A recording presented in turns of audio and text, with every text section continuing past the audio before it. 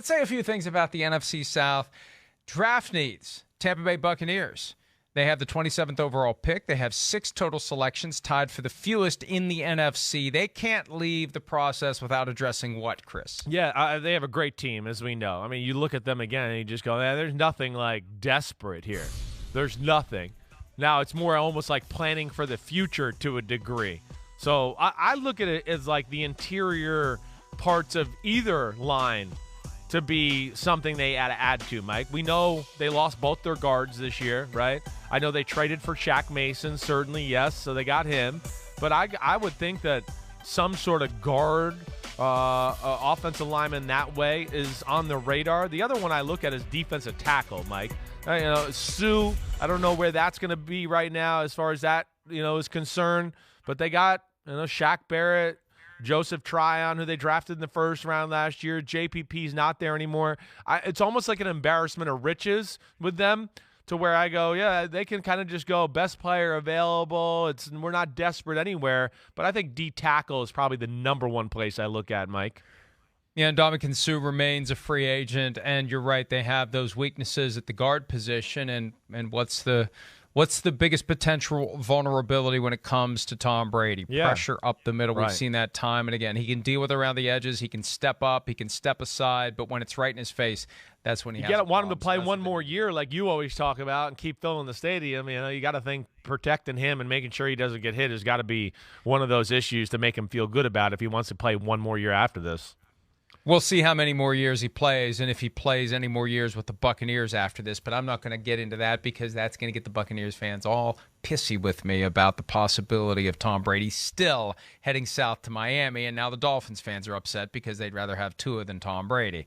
Fine. The Saints can't leave the 2022 draft without addressing what, Chris? I think the thing that I look at more than anything is I guess I look at wide receiver to be a spot where they got to do something there. Again, they got some good. I know that. There's some players that you respect. Marquez Callaway, Tyquan Smith, yes. But, Traquan Smith, excuse me, not Tyquan. To me, there's not enough there. You're not even giving the quarterback enough of a chance to really be successful. And, of course, you got Michael Thomas coming back from an injury and hasn't played in a year and a half. So that's the one that jumps out to me more than anything with that football team. I could also say maybe, hey, tight end, that could maybe be another conversation, but I certainly think wide receiver needs to be helped out at some point in the first few rounds of the draft for the Saints, maybe with one of those 2 picks in the first round. Yeah, I think you're right. And the other side of it, too, and we don't bring this up enough, and we don't know where it stands, but remember, there was that incident at the Pro Bowl where Alvin Kamara was arrested at the game, and the allegations are troubling, and we don't know what's going to happen with it. And this isn't a high-round priority, but they better be scouting running backs, and they may want to bring a younger guy in and just be developing someone in the pipeline because you never quite know what's going to happen. That's with true. That quarterback buzz is out there. Jeff Duncan of the New Orleans Times-Picayune recently said that Kenny Pickett could be their guy if they go quarterback at 16 or 19. I don't know. Is that even too early for Pickett? Pickett is dropping like a stone on the Chris Simms draft board. It seems like he's dropping on all boards. I mean, I think teams that finally came to wait. Yes, he's the most ready and he's good, but I mean, Carolina number 6. I got to think they're like, well, it's not worthy of that. It's not that. So, yes, I would think that there is a possibility that he's there for the Saints, at that time. And then that's what's going to be interesting. The Saints have some holes to fill with their roster, as we know. We said wide receiver. We said tight end.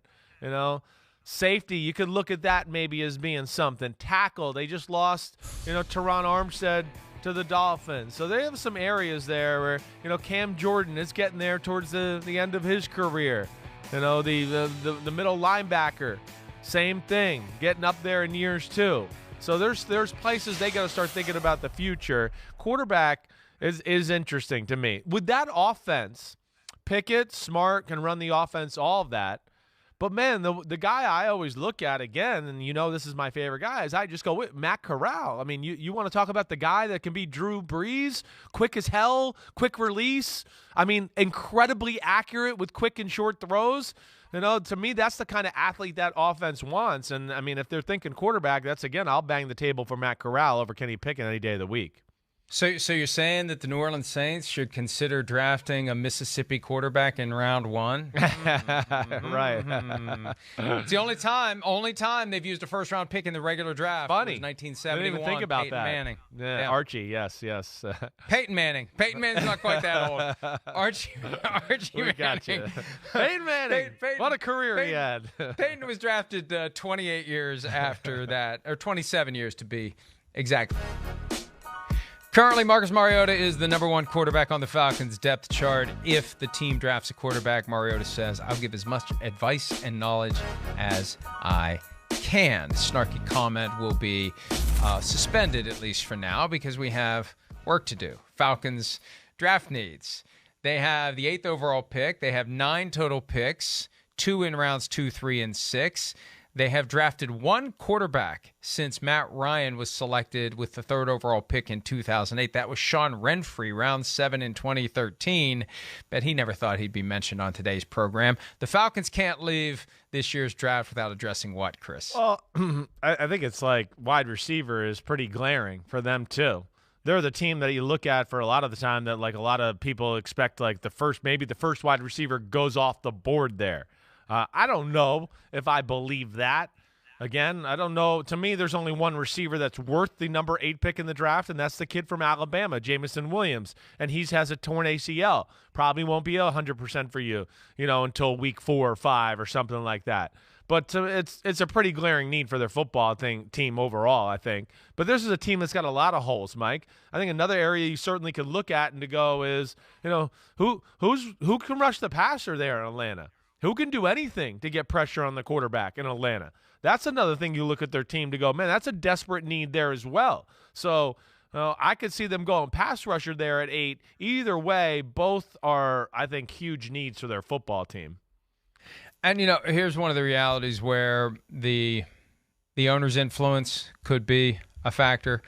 Because in 2008, there's an urban legend that makes the rounds, and it's mentioned in Playmakers, available wherever you buy your books, that Arthur Blank wanted Matt Ryan, and that the organization was maybe thinking about going another way, but the owner gets what the owner wants, or the owner wants what the owner gets. One or the other. One of the two is accurate. He was right on that one. He made the right worked decision. out. Yeah. Well, maybe he wants to roll the dice again. Maybe he's going to be pushing for somebody with the 8th overall pick. You look at their roster. You look at. I'm sorry, but I don't know how. It's amazing.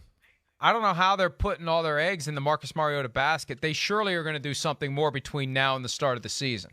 I would think it's on their radar, yes. I don't know. Maybe this is a year they just look at it and go, there's nobody we love. Maybe they take somebody down the draft a little bit and then just try to plan for something next year.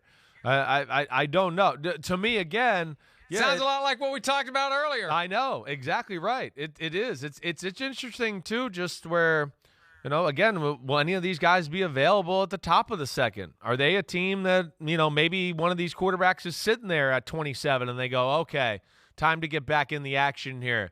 They're one of those teams that I look at, certainly. So, we know they need a quarterback at some point, 100%. I'm with you. I don't think Marcus Mariota is the future, but I do think he's a guy that they like and have a history with to go, we're okay with them this year as we rebuild. I don't think they'll overdraft for a quarterback. At least that's just my feel. I don't know. But, man, there's some holes on this roster when you look at it compared to the rest of the NFC South. Somebody pointed out yesterday, I don't know if it was Pete or somebody from PFT, Arthur Smith, the head coach of the Falcons, his career didn't take off until they benched Marcus Mariota in Tennessee when he was the offensive coordinator there. Isn't that odd that he's now the guy? I say there's no way he's going to be the starter for anything more than the first couple of games, unless they are doing the full season tank with the tracks appropriately covered between whatever the plan is and how it comes to fruition. All right, the Panthers. They have the 6th overall pick, but then they don't pick again until number 137. 6 total selections. They haven't picked in the top 6 since 2011 when they took Cam Newton with the 1st overall selection. They can't leave the 2022 draft without addressing what, Chris? For me, this one is it's tackle. The tackle has to be addressed by the Carolina Panthers. They got one good one in Taylor Moton. The other tackle, Cam Irving, was one of the guys that started there for them this year. It was not good enough. They weren't capable of always running the football and being dominant that way. Panthers, again, anybody watching the show, or you go look at their roster, like we talked about last year, this is why I was one of those guys that thought the Panthers would jump on the scene last year and be a real player, and I was wrong, obviously. But, man, I mean, it's a lot of really high-end talented guys across the board. You look at the secondary, it's pretty damn good. Linebacker position, very good. Defensive line, I mean, they got some ballers there. They got a pass rusher that's awesome. Derek Brown, who's one of the best D tackles in football. Yetur Gross-Matos, who they drafted in the second round 2 years ago, is the other DN. There's a lot to like, but I think the offensive line needs to be improved. Tackle especially. They got to get an upgrade there. And they've got to do something at the quarterback position because they clearly aren't enamored with Sam Darnold. And if they get Baker Mayfield, it's a one-year fix. Maybe it becomes multi-year, but it's just they just feel lost. The position they're trying the most desperately to upgrade, they feel like they are just in the dark, searching for the light switch, and there's no clue that they're even on the right wall where the light switch is. No, it does. It's as like devastating of a issue I've seen for a team in a while, that they just don't have this one guy. The owner's so aggressive, and I feel like we haven't seen a team this thirsty for a quarterback in quite some time. I mean, they really have exhausted every angle over the last 2 years. Except the Colts a few weeks ago until Matt Ryan fell into their laps. But even then, it's the Colts have been in kind of a chronic, like, they're still getting decent quarterback play though. Yeah. They're in a chronic search for a guy that's going to be there for more than a year or two. Right. The Panthers are just looking for anybody that can come in and play the position at a respectable level. They just can't find. Hi, I'm Mike Tirico, and thanks for watching. Make sure to hit subscribe for the latest news and highlights from NBC Sports.